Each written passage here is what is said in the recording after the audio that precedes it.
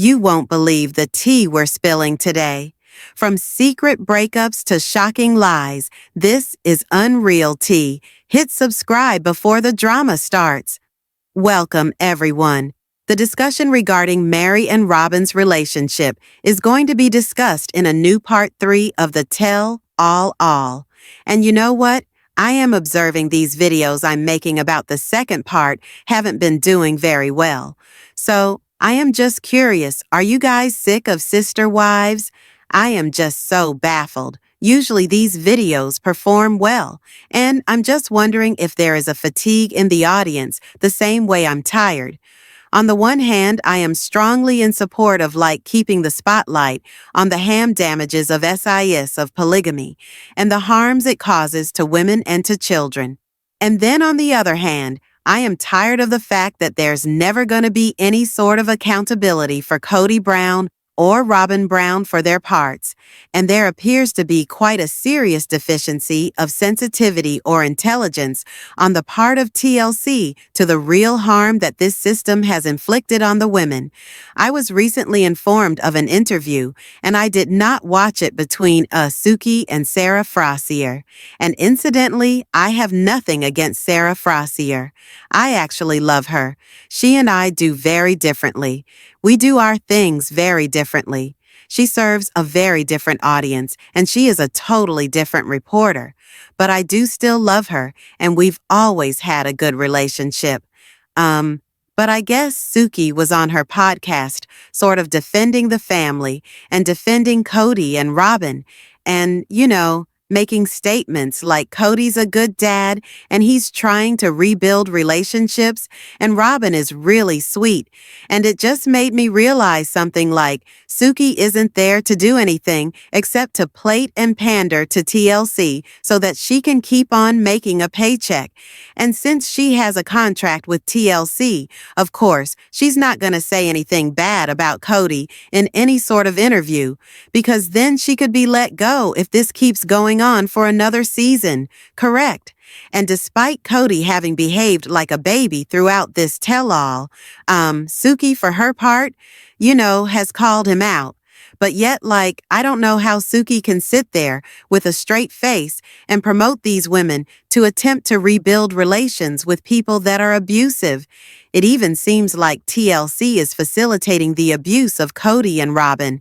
And I've seen an increase in articles lately of some folks talking about how they want sister wives canceled because of the absence of accountability for Robyn and Kody. And I am frustrated because this could be a really big break for the network, or even a show, to showcase the damages of polygamy. What we're watching is it's a small symptom of a much bigger problem, and the kinds of feuds that these people are having, and the dynamics they're experiencing, and the harm that's being caused in real life to these real people happens in polygamy every day. What would it feel like if we could watch a show where they actually talk about the harms of polygamy and how they've moved out of polygamy? Or would that be against the narrative that TLC has wanted us to follow for years, that this is a benign system and it only fell apart because of the family dynamic, not because of the structure itself? I don't know. But Meri and Robyn's relationship has been a very big issue. And someone in my comments, Ellen, who is from the AUB, reminded me that in the AUB, women are very pressured very hard to take on the feelings of their husbands and the men in their families, and a lot of pressure is put on women to carry that on them. And so, if a man isn't feeling something, you're supposed to do something for him. You're supposed to make them feel better. You're responsible for how they're feeling, and the men are not responsible for how they're feeling. And so, it's a lot of guilt for women, and it's very hard for them to push back against people when they tell them how they're feeling, which is why when Kody called Meri and said that he was still grieving the loss of their marriage, she said to him, "You're not gonna put that on me. You don't get to put that on me. That's yours. That is not mine." And he said, "Yes, I do." And the reason he can say that is because of his cult programming telling him that, "Of course I can, Meri. It's your fault I'm grieving. Make it make sense." But with that in mind, Robyn and Meri have very different points of view when it comes to the breakdown of their friendship. And I'm going to say something here. This is 3 episodes into the tell-all, and they're very much only speaking about episodes like the very first episodes of the season. There were 20 episodes or 20-some episodes this season and or 25 episodes this season, and they are just speaking about the first few episodes in this tell-all. There's nothing about Janelle moving. There's nothing about Christine or her wedding. There's nothing. They haven't talked about Meri moving on and the fights with Robyn and Kody, saying that Jen is in fact, Meri made a point of mentioning that when she was at the tell-all, she had not had an opportunity yet to see the full episodes that had been aired on TLC, and she was not shown a clip of Kody calling Jenna and Kody discussing the friendships of Meri's and how they're just like a bad influence on her and that no man would want to be with her if she was with friends that talked badly. Right. This tell-all has been very weird. There were 25 episodes. They've discussed in part of season episode 8, which was where Jatel and Kody sit down. They talked a little bit about Meri moving and leaving and, Kody and her spiritual release. They've said nothing about Christine's wedding. They're going to talk a little bit about Coyote Pass.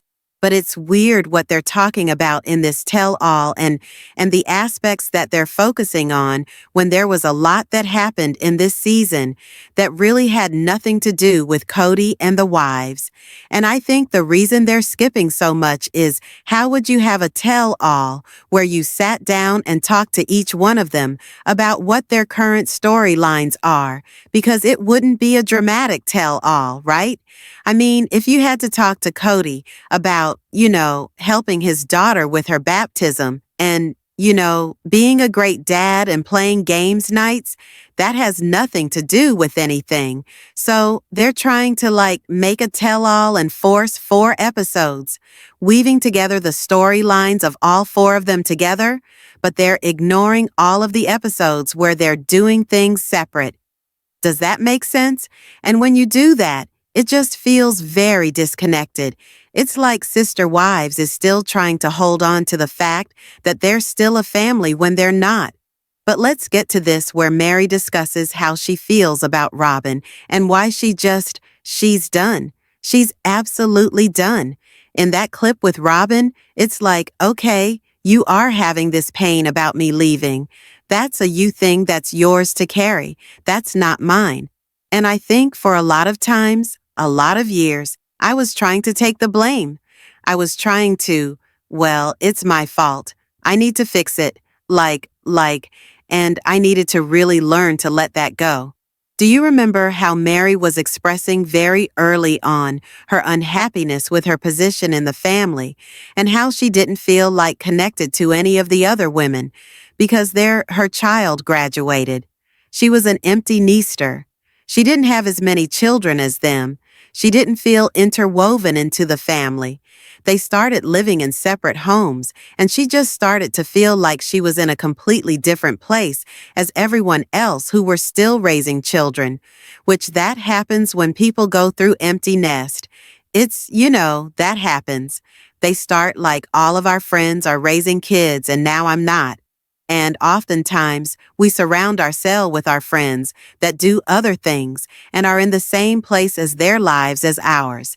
And so you have a hard time relating to people that don't do what you do. You know what I mean? And Robyn would always guilt her constantly. She would tell her that she didn't want to be in her family, that, remember, Meri wanted to go back to school and get her degree and finish her degree. And Robyn said that, there's been women that have been in this church that have gone on and done things outside of their family, and they've been exposed to people that, will bring them out of this group. And so, she shouldn't go to school, and she made her feel bad for wanting to better herself and get some education. Remember that. And so then Meri, I don't even know if Meri ever went to school. I really don't. We never heard. I don't know if she ever finished her dream of getting her degree. And Robyn has played on Meri's inherent guilt that she's felt her whole life and her sense of loyalty that she needs to be more loyal to the family and more loyal to the principal than she does need to be to the outside world. And she needs to be more sensitive to how she's impacting everyone else around her than she does to herself. She wasn't allowed to have her own emotions. But Robyn here, when she went to say goodbye to Meri, it was very clear she was there to manipulate Meri, and so Meri is saying for the first time that she's not going to let Robyn manipulate her. And Suki describes Meri's reaction as cold. How can Suki watch this show and see what Robyn has done to Meri and not put Robyn on the spot for how she's treated Meri for years? How can she do these interviews with a straight face? How much is TLC paying her? It feels very icy right here. It's just because, I don't feel icy. I just don't feel like it's there, which is really just it. It's unfortunate, but it's just not there. I don't like it when someone who is setting a boundary is called icy or cold, because setting a boundary and standing up for yourself isn't being cold. It isn't being icy. And the way that she frames that question and makes that observation to Meri, it's so condescending, and it's actually exactly how women are treated in this cult, because they're told they have to keep sweet and be happy and consider everyone else and not feel anything. And so when a woman actually sets a boundary, they're then accused of being cold and icy and defiant and difficult, cruel and mean. So really, Suki is perpetuating the abuse of Kody and Robyn and putting that on Meri. And how fair is that to Meri? It's not fair to Meri to suggest that because she set a boundary that it was somehow cold and mean. Why was Robyn never called out for how she treated Meri by anyone on this tell-all? Why has she never been brought up to the carpet and told? Meri's interview with Tamron Hall was my first inside look into what it's like to be a tell-all host. And Tamron saying that she got a sense very early on that Robyn was running the show. Robyn was directing what people say. Robyn was reminding people what they can and can't say, and that Kody was always looking to Robyn, and Meri was always looking to Robyn and Kody for directions on what she should do. And Meri didn't disagree with it. And Tamron expressed that she got on set and she felt tension not between Meri and Janelle and Christine, but between Meri and Robyn, to which Meri said that would be accurate. I think at some point we're going to get more from Meri, and she's going to tell us that they were not friends, they were not close.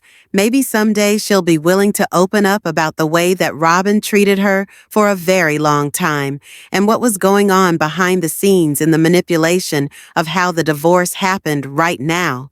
She's not willing to go there, or at least here. And Meri said that she walked into this tell-all feeling charitable to Kody because he was kissing her ass and being nice to her. And if you remember, 2 weeks before this tell-all aired, he called her and told her he missed her. I think part of what he was doing was one to get her on his side with Coyote Pass, but also to love bomb her before the tell-all, so that when she got to the tell-all, she wouldn't have bad feelings about him, and so she would speak about him in a positive way. It's insidious if you think about it. He's doing it to manipulate her.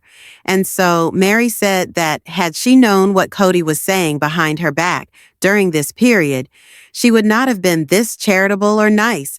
But he was being manipulative to her to get her on his side, to get her to not say bad things about him at the tell-all.